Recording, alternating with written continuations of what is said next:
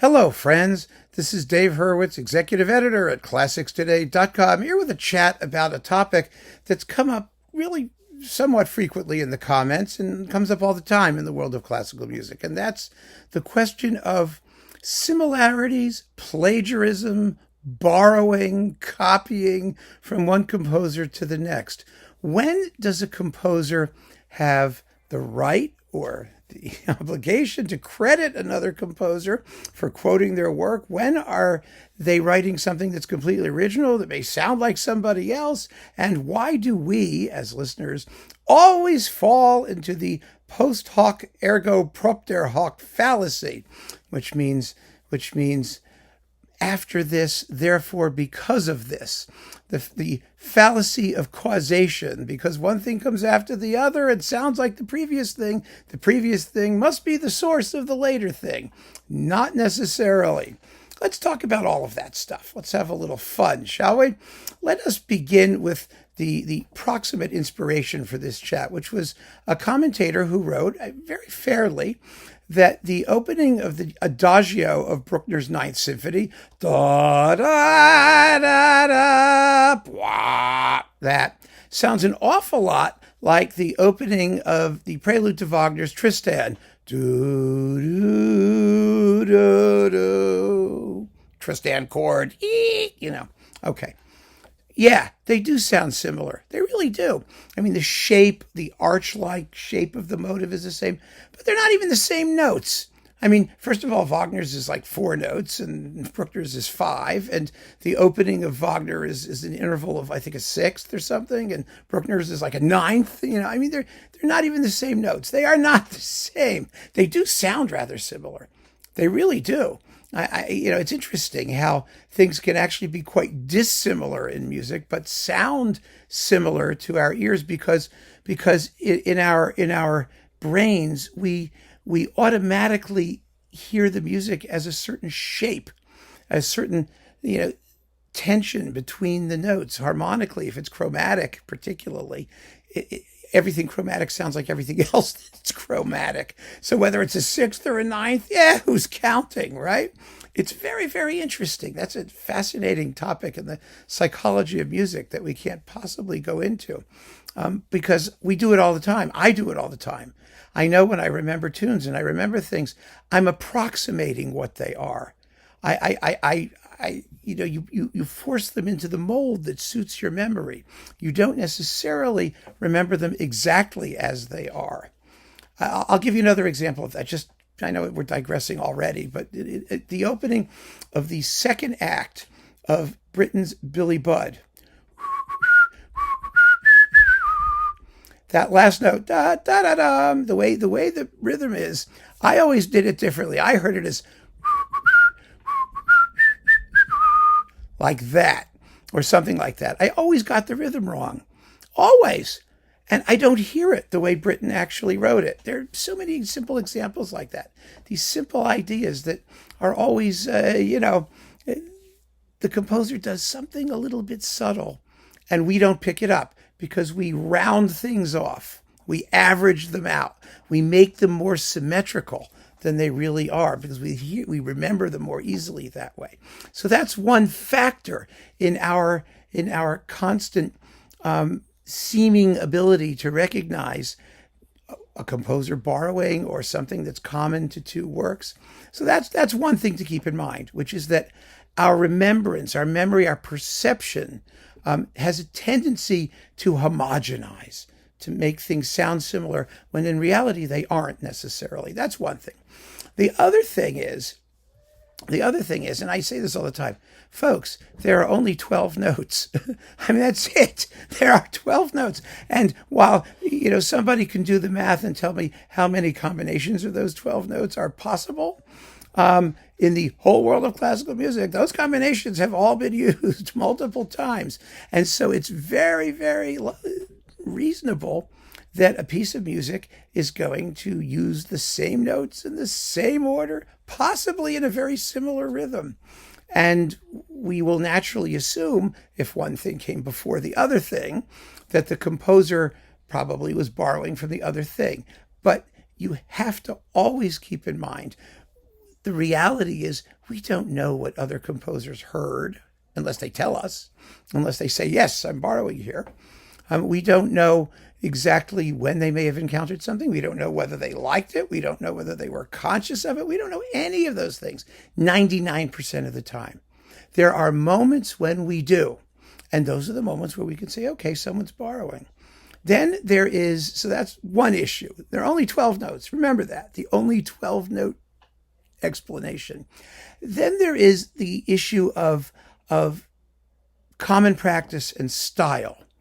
Common practice simply means that composers were all working in the same basic aesthetic, the same basic style. And the common practice period ended essentially in the 20th century when people started, music had to be what you invented. We talked about this, about the death of the avant-garde, when every composer had to have their own musical idiom that no one else shared, and they had to invent it from scratch.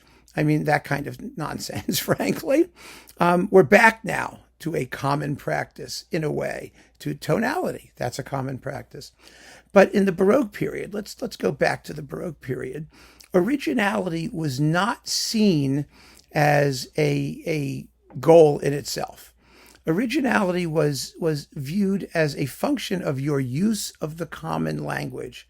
In other words, when we have treatises, we have Matheson, people who say, borrowing is fine. You could steal anything you want. I mean, there was no such thing as copyright. You could borrow from another composer, but if you do, you have to pay it back with interest. In other words, your borrowing has to show that you did it because with your own genius, you're going to reveal the thing that's borrowed in a better or improved or at least equivalent light. But what people listened for was how composers used the familiar language of music to do new things. But the grammar, the syntax was completely familiar, and they didn't want it to be unfamiliar. It couldn't be unfamiliar. When you had a week to write Handel's Messiah, you had to have it done in 10 days, or you had to produce an opera in 3 days. And, you didn't have time to invent a wholly different musical language. People depended on the recurrence of ideas and motives and harmonic progressions that were totally familiar, because you couldn't memorize and perform huge gobs of music in a very short period of time unless there was a certain similarity to what you were doing. In the Romantic period, of course, everything became, the romantic genius, composer, hero thing type, and the use of ethnic and national musics and things like that started to create differences in idiom. And those differences were considered to be proprietary either to countries or to individual artists. And so originality became a bigger deal, let's put it that way. And the music became consequently more difficult for musicians to play and to understand, and for audiences to listen to and to understand. But the idea of borrowing, and the idea of borrowing in the Romantic period became like a no-no. It was like, ooh, you're not original if you borrow. I mean, the most famous example of that is probably the tune in the finale of Brahms' First Symphony, which, when somebody pointed out that it sounded an awful lot like the tune in Beethoven's Ninth, Brahms famously replied, any ass can see that. Yes, he knew it. He borrowed it. He knew it. He did it deliberately. It was entirely self-willed. And composers could do that all the time. Elgar's Enigma Variations has a quotation from Mendelssohn's Calm Sea and Prosperous Voyage Overture, and he puts it in quotation marks in the score. Things like that happen all the time. Hindemith did it in his Walton, did it in his Variations on a Theme by Hindemith, which morphs into a quotation from Matthias der Mahler, and it says in the score, quotation from Matthias der Mahler, question marks. Composers tended to be more careful about identifying their borrowings, but the kind of borrowings that we're usually thinking of are the ones that we flatter ourselves by calling discoveries as listeners. And it's fun as a listener when you're hearing something to say, oh, wait a minute, I've heard that before. The Chausson Symphony has a theme in the finale very similar to a major theme in Dvorak's New World Symphony. It was written 10 minutes earlier. Is there any evidence in the Chausson knew anything about the Dvorak? No. But people say, oh, well, he must have been borrowing, or Dvorak was borrowing from Chausson. I mean, especially in the days before recordings, when the only way you heard something was by playing it yourself from a piano score or by seeing it live in a concert, when the concert series had like 10 concerts in a year. No, no, no, no, no, no, no, no. These are coincidences. They're coincidences of style, of being the right thing in the right place to express the right sentiment. That's all it is. It's nothing more than that. We have to be very, very, very careful before we poke a finger and say there was a deliberate causal link between the two pieces. It's fun to say, okay, this sounds like that. I mean, just to flatter yourself, quite frankly, and you should flatter yourself. You deserve to be flattered, and no one else is going to do it, so you might as well flatter yourself. No, it's fine to reward yourself with the thrill of having made a discovery of a similarity, of something that you hadn't heard before. I mean, this is wonderful. It's why we listen to music. One of the reasons I love finding out these things and digging around and uncovering these relationships between works. But they're relationships of coincidence, not relationships of causality. And I think we need to just keep that in mind. And that's basically, the deal when it comes to like borrowing and whatnot. I want to make sure that we do have the conversation, because it's an awfully interesting conversation and it's fun to point these things out. But we can't take the point too far.